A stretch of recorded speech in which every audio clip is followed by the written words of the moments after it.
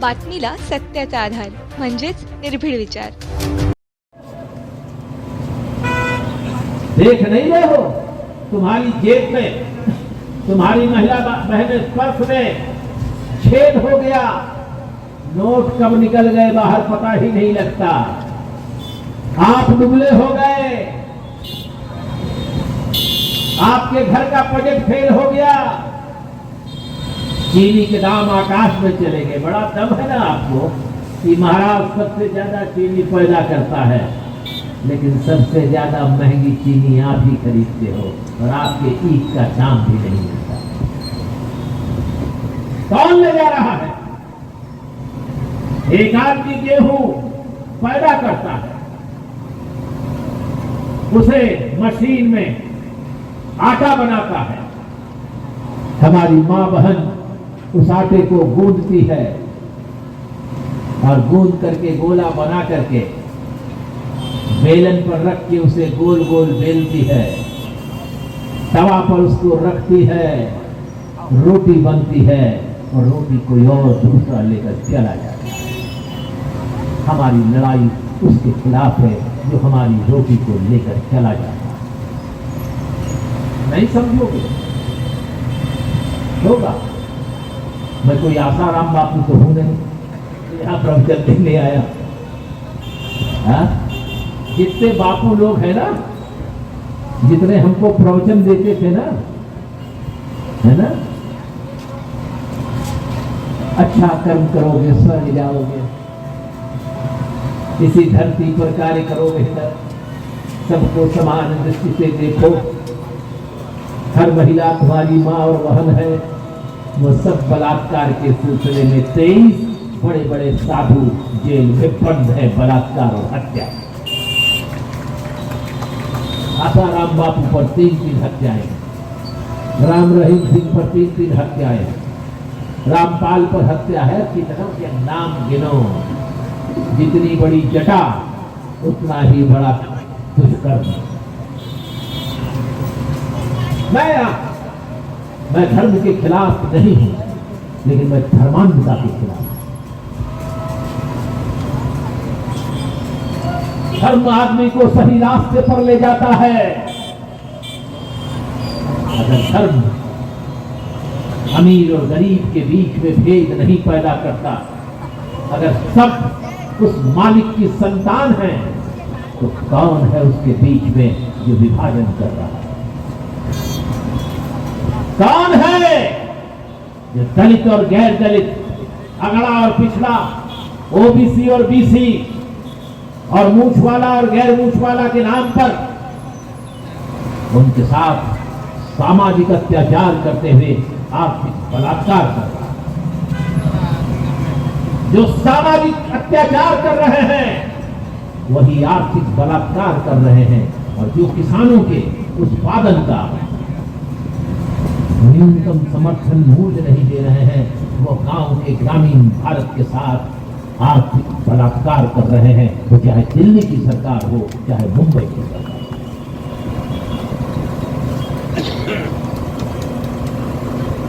यहां हमारे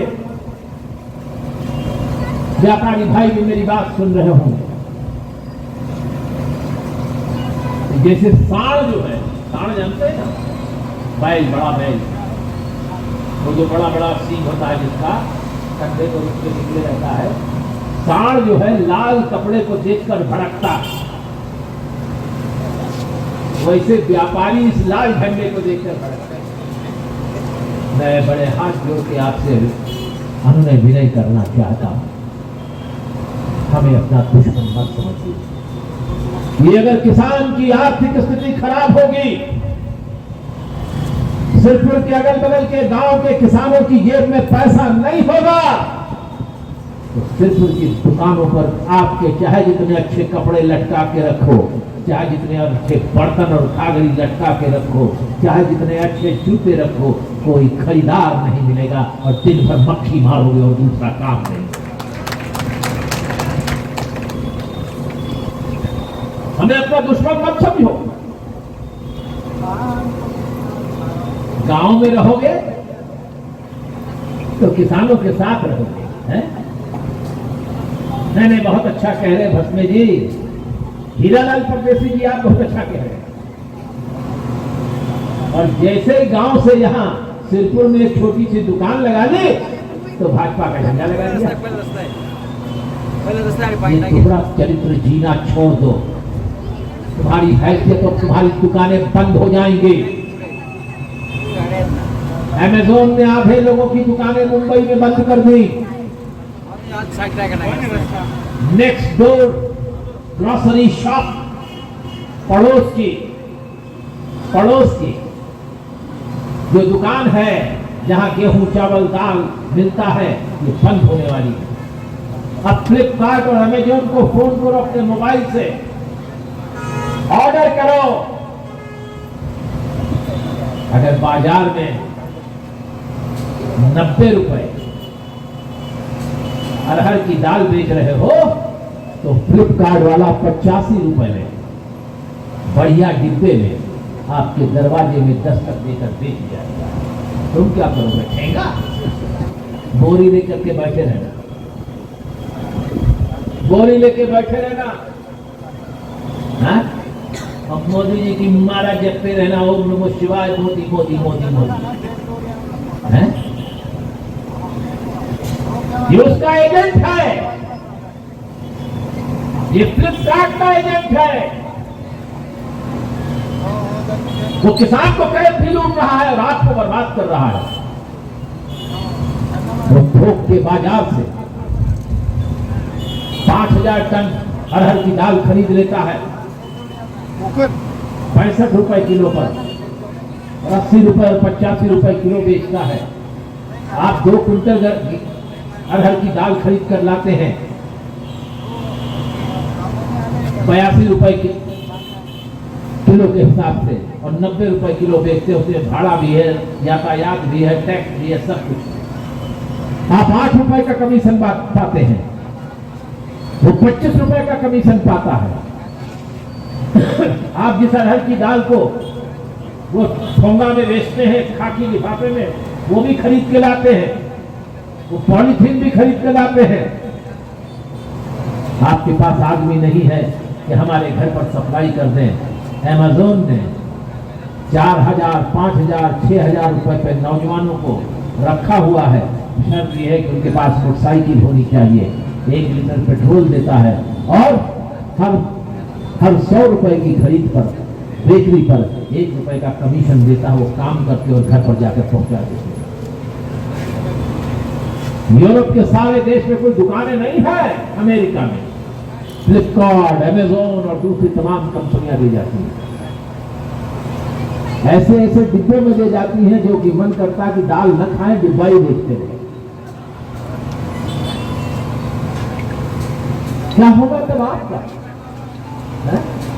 तब आप इस दुकान में लेकर कहेंगे, बड़ी देर हुई नंदलाला, ये लो अपनी कंठी माला। यही कहोगे ना? होशियार हो जाओ, हम आपके दुश्मन नहीं हैं। बैल मत बनो, लाल झंडे को देख करके भड़को मत। ये तुम्हारे अगर गांव के किसानों की रखवाली करता है तो फ्लिपकार्ट और अमेज़न से लड़ करके तुम्हारी भी दुकानों की हिफाजत करता है।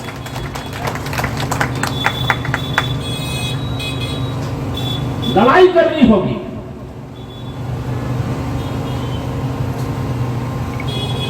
सरकारी कर्मचारियों की तनख्वाह नहीं बढ़ी। आपने जो बैंक में पैसा जमा किया था फिक्स डिपॉजिट में, रिटायर होने के बाद सरकारी नौकरी से, या बच्ची के पैदा हो जाने के बाद गांव में हर साल 1000-2000 रुपए, 500 रुपए इकट्ठा करके पोस्ट ऑफिस में, बैंकों में जमा कर रहे थे कि बिटिया बड़ी होगी तो शादी करेंगे। 8%, 7% पर उसका इंटरेस्ट था, ब्याज मिल रहा था। मोदी जी ने ब्याज घटाकर उसे 4% पर लाकर खत्म कर दिया। हमारा रुपया टूट गया। हमारी जमा धनराशि पर मिलने वाला ब्याज सिकुड़ता चला जा रहा है। और अब कह रहे हैं कि अगर आपने बैंकों में 5 लाख रुपया जमा किया है और बैंक फेल हो जाएगा तो हम आपकी गारंटी नहीं लेंगे, हम सिर्फ 1 लाख रुपया देंगे। इसीलिए बैंकों को तोड़ रहे हैं, सरकारी बैंकों को खत्म कर रहे हैं। बैंक कर्मचारियों ने पिछले दिनों 2 दिन की हड़ताल की थी, उनके संघर्ष को बधाई। अभी और लंबी लड़ाई लड़नी पड़ेगी आपको। देश के सार्वजनिक क्षेत्र के कर्मचारी, देश के सरकारी दफ्तरों में काम करने वाले लोग, ये आशा और आंगनबाड़ी की हमारी बहनें, ये कामगार, इन्हें अपने हक और इंसाफ की लड़ाई लड़ने के लिए कमर कसना होगा। धर्म का सवाल अपनी जगह है, धर्म और राजनीति को मत एक साथ जोड़ो। धर्म अलग है और धर्म को वोट से मत जोड़ो। वोट आपके हक और इंसाफ की लड़ाई, आपके आर्थिक और सामाजिक सवालों की सुरक्षा करता है। धर्म आपकी आध्यात्मिक बात की सुरक्षा है। लेकिन आपको समझाना कभी कभी बड़ी मुश्किल बात होती है। एक बहुत बड़े स्वतंत्रता सेनानी थे उत्तर प्रदेश के, जिन्होंने देश 1947 में आजाद हुआ। उन्होंने सन 42 में ही बलिया और गाजीपुर जिला उत्तर प्रदेश का था, उसको अंग्रेजों से आजाद करा दिया था 6 महीने के लिए। कॉमरेड सरजू पांडे, उनको अंग्रेजों ने 80 साल की सजा दी थी। आज वो पेड़ मौजूद है बरगद का, उसके लटका के लोग उसको 10 कोड़े मारे जाते थे। वो कहते थे कि अखिल जी, देश के किसानों को और गांव के लोगों को और पागलों को समझाना और ऊंट को रेलगाड़ी पर बैठाना बड़ा मुश्किल काम है।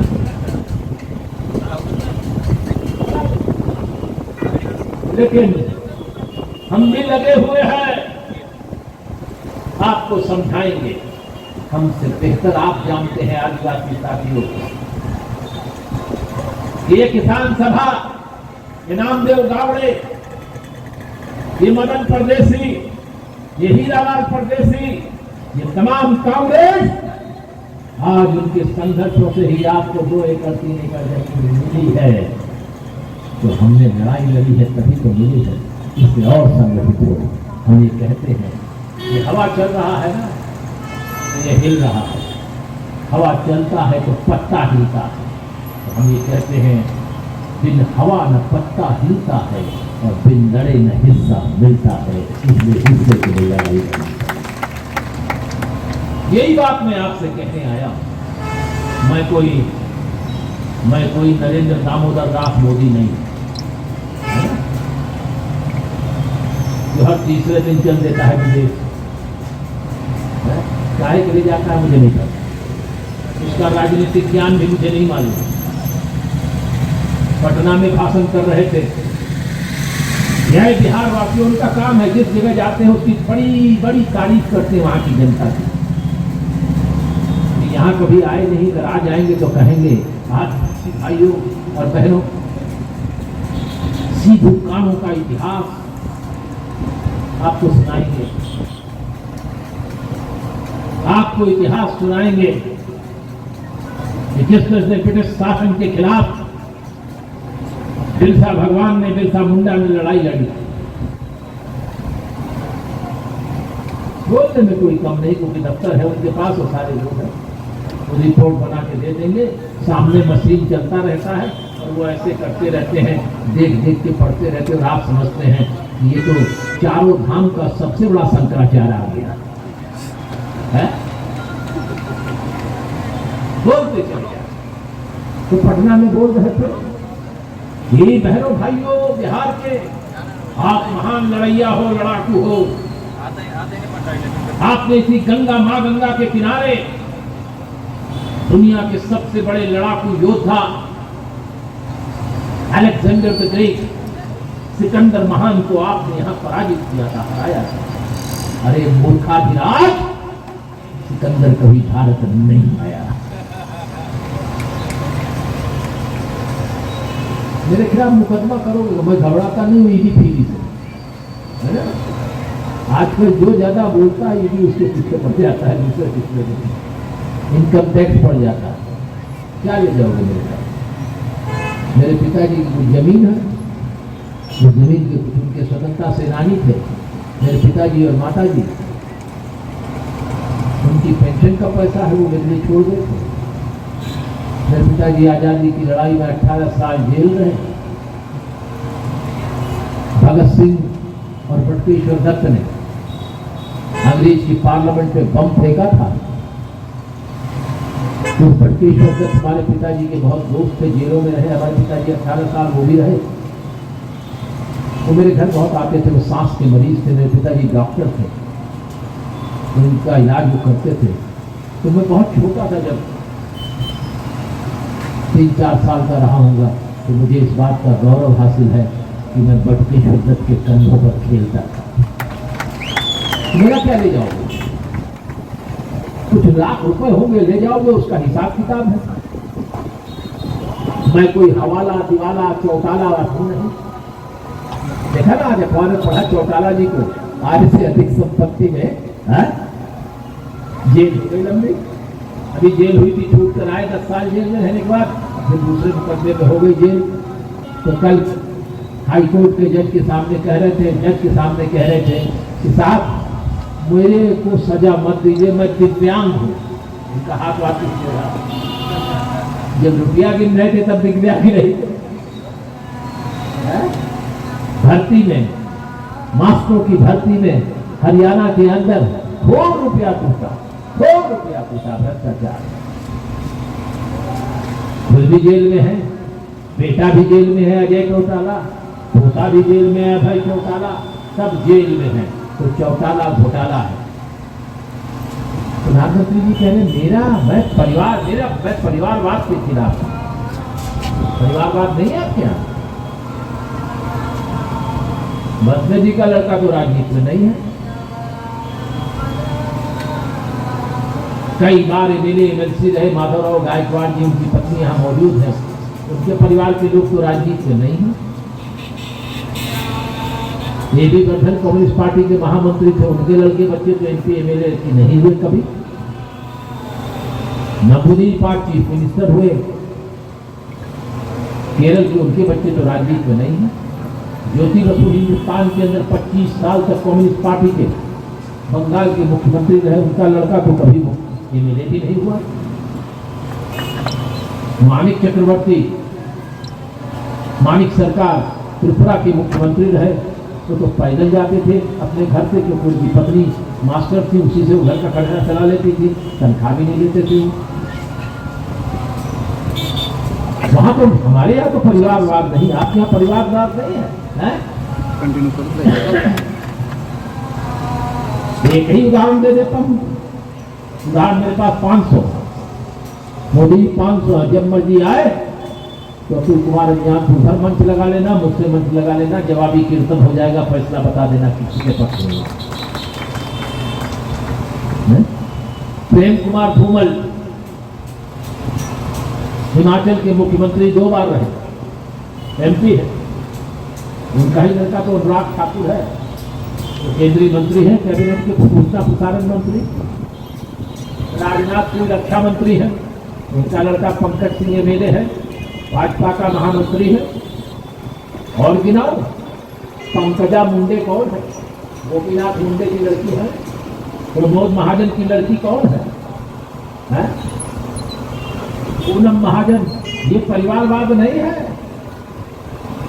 ये परिवारवाद नहीं है, ये घटकवाद नहीं है, ये स्वर्गवास है क्या?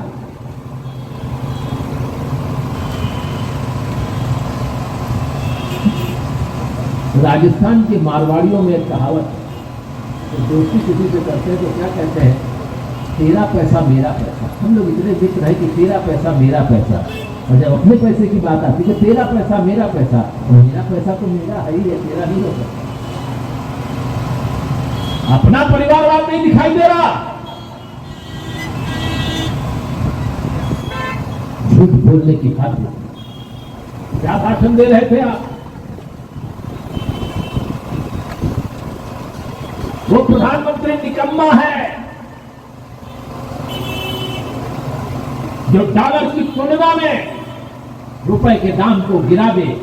तुम्हें ऐसी सरकार चाहिए? लोग कहते थे नहीं चाहिए।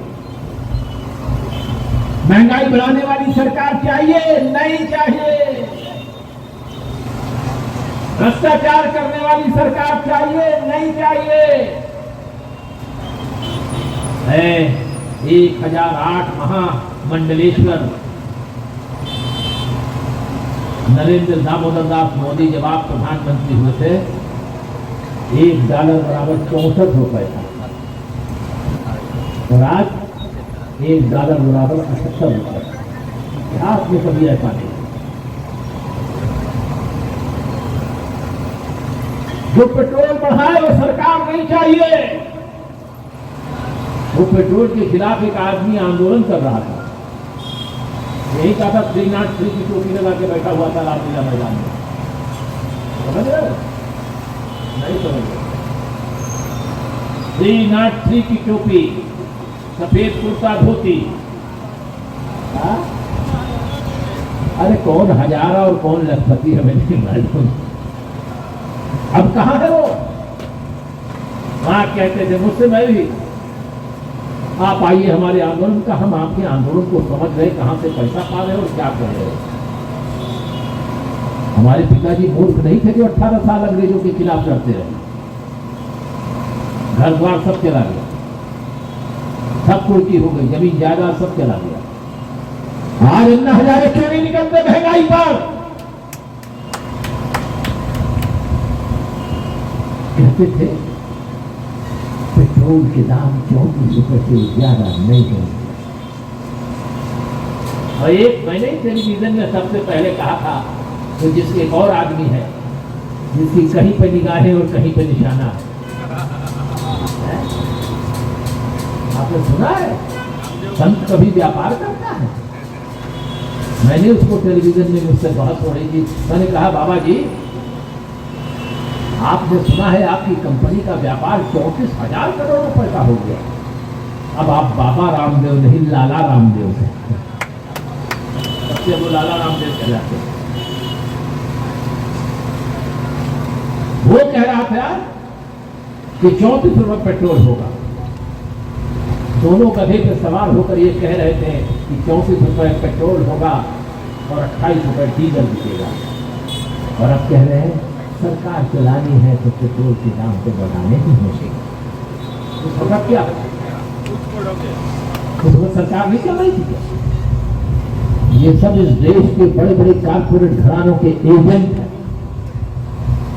एजेंट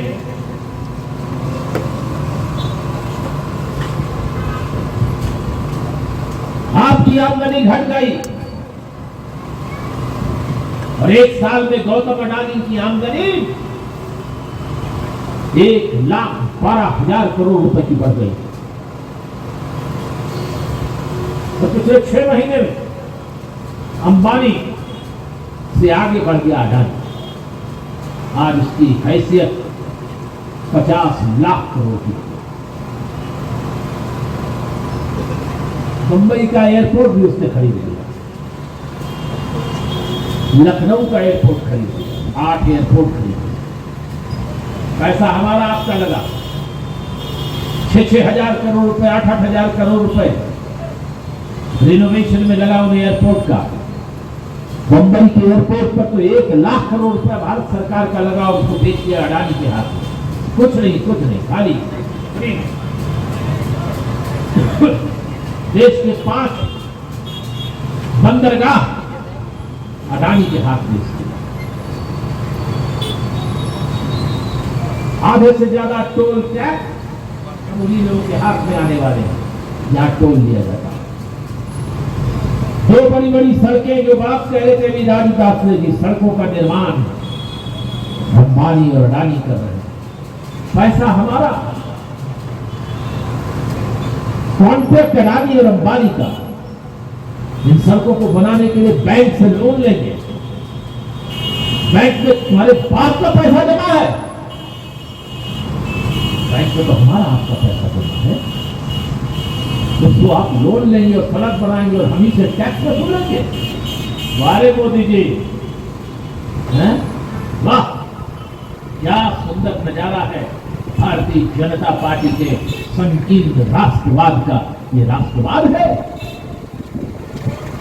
आज जमीन, सड़कें, हवाई अड्डे, बंदरगाह, रेल, रेल, सरकारी कंपनियां आईडीपीएल बेच दिया। जहां आईडीपीएल में Indian drugs private pharmaceutical limited, जहां पर गरीब लोग, आम आदमियों को जो बहुत जरूरी विटामिन की गोली और प्रतिरोधात्मक शक्तियों के कैप्सूल बनते थे, ₹1.5 में मिलते थे, आज उसको बंद कर दिया। फाइजर कंपनी, बड़ी बड़ी कंपनी आज वही कैप्सूल ₹28 का, ₹32 का बेच करके हमारी आपकी जिंदगी को लूट।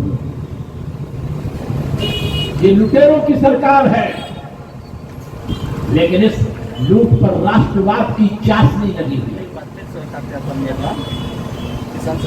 सारी जमीनें बेची जा रही हैं। बंबई में टेक्सटाइल कंपनी बंद हो गई, जमीनें बेची जा रही हैं, बड़े बड़े कॉर्पोरेट घराने।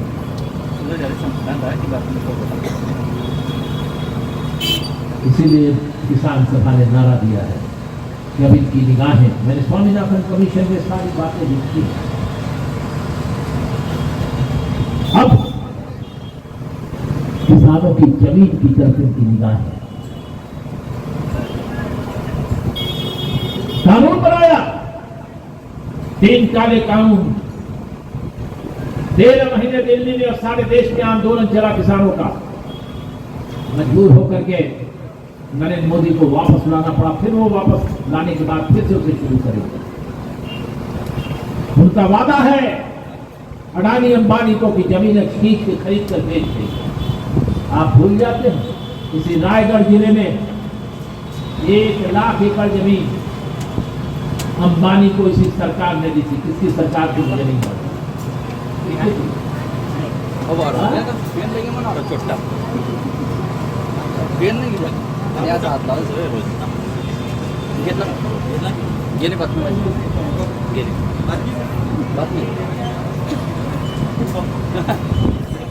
अब जो सरकार हो, 1 लाख एकड़ कोलाबा से आगे रायगढ़ में अंबानी को दे दी गई थी।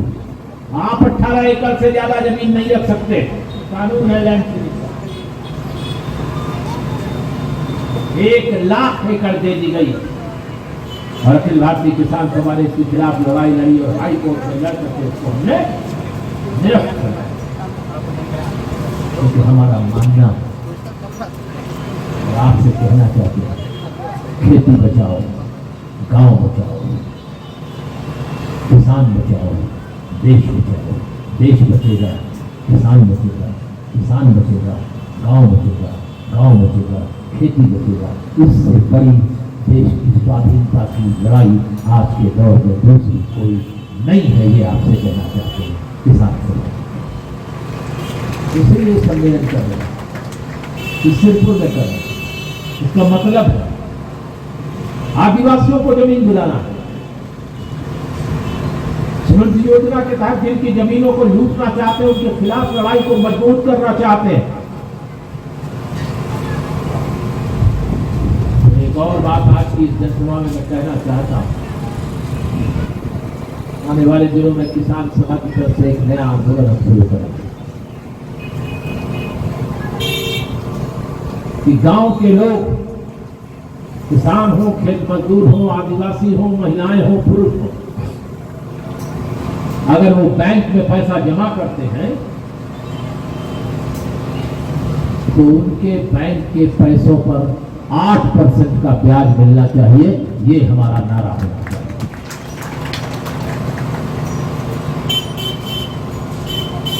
और अगर नहीं देंगे तो मोदी जी, हम ईंट से ईंट बजा देंगे आपकी सरकार के खिलाफ। कितनी देर धर्म के आश्रय पर सरकार चलाओगे?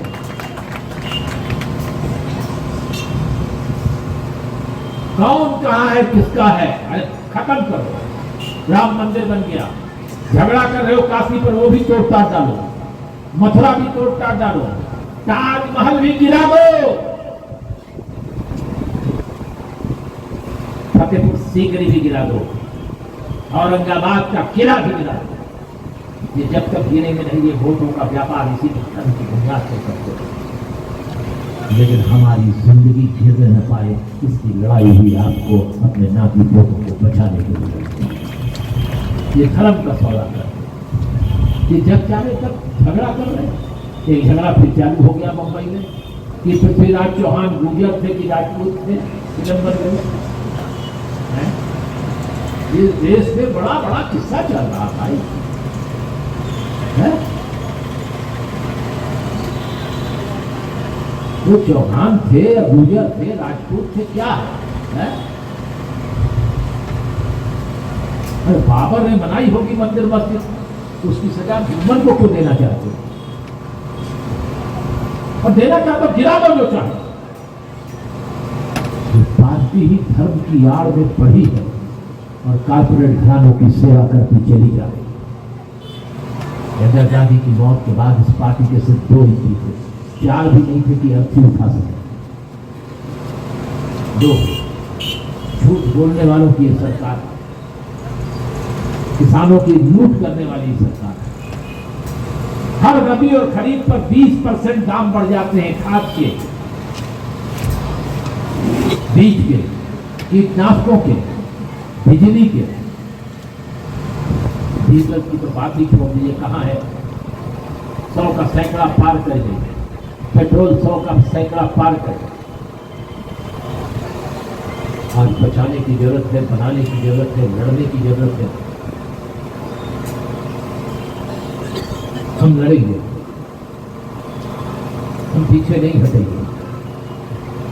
हमने दिखा दिया कि हम लड़ना जानते हैं, हमने बता दिया कि हम सरकारों को झुका सकते हैं। तो चाहे शरद पवार हो और चाहे नरेंद्र मोदी, हम किसी को छोड़ेंगे नहीं अगर हमारी जमीन की तरफ निगाह डालें। मेरी एक बात को गौर से सुनिएगा। क्या कहूं? ये कारपोरेट घराने पार्टियां तोड़ते हैं, पार्टियों में फैसला कराते हैं। ऐसे ही कांग्रेस पार्टी का दम निकल चुका है। अभी भी झगड़ा चल रहा है कि राज्यसभा के लिए 10 जून को चुनाव होना है। कांग्रेस पार्टी में झगड़ा चल रहा है कि चिदम्बरम होंगे, कि फलाना होंगे, कि धमाका होंगे। सब दगी हुई कारतूसें इकट्ठा हो। 140 साल की पार्टी का हाल खराब हो गया।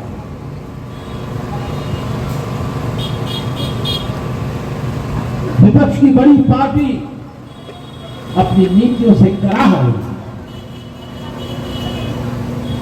ये अच्छी बात नहीं है। लोकतंत्र में विपक्ष मजबूत होना चाहिए। आप विपक्ष मजबूत करिए न करिए, लेकिन हम किसानों, खेत मजदूरों को इकट्ठा करके, महिलाओं और ग्रामीण नौजवानों को इकट्ठा करके हिंदुस्तान की सड़कों को गर्म करके इस देश की आजादी की हिफाजत और इस देश के संविधान की हिफाजत करते हैं। मैं तो गंभीर बातें कह रहा हूं। कहां पहुंच गए हम? इतना विदेशी कर्जा लाद दिया है आदरणीय नरेंद्र मोदी जी ने कि जो सरकार आएगी वो 4 कदम चलेगी और गिर जाएगी। फिर कोई डंडा नहीं सहारा बनेगा, कोई क्रच सहारा नहीं बनेगा, सीधे आईसीयू में पहुंच जाएगी। श्रीलंका जैसी हालत होने वाली। विदेशों से कर्ज पर कर्ज, कर्ज पर कर्ज, कर्ज पर कर्ज। इस वक्त देश के हर आदमी के ऊपर, बच्चे के ऊपर जो कल पैदा हुआ उसके ऊपर भी 80,000 का विदेशी कर्ज है। कर्ज पे चल नहीं सकता।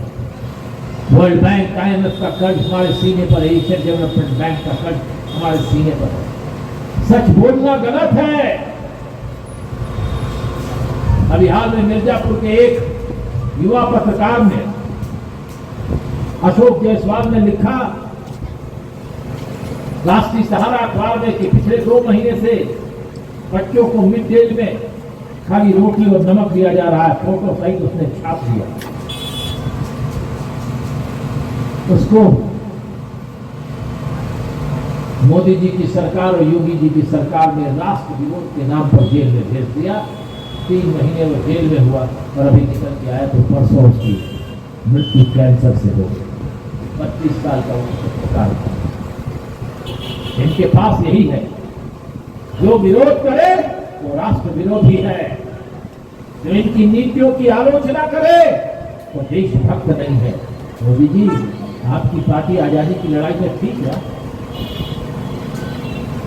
एक भी आदमी आपकी पार्टी का आजादी की लड़ाई में जेल गया था? छोड़ दो 18, 20, 25, 30 उम्र कैद, छोड़ दो, सेलुलर जेल में बंद। 2 साल के लिए भी कोई गया था क्या?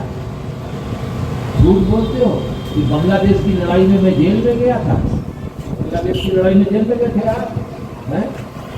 बांग्लादेश की लड़ाई में सारा रिकॉर्ड है ना। तो बांग्लादेश की सरकार ने आपको कहा कि आप लड़ाई में गए, ना भारत की सरकार ने देखा।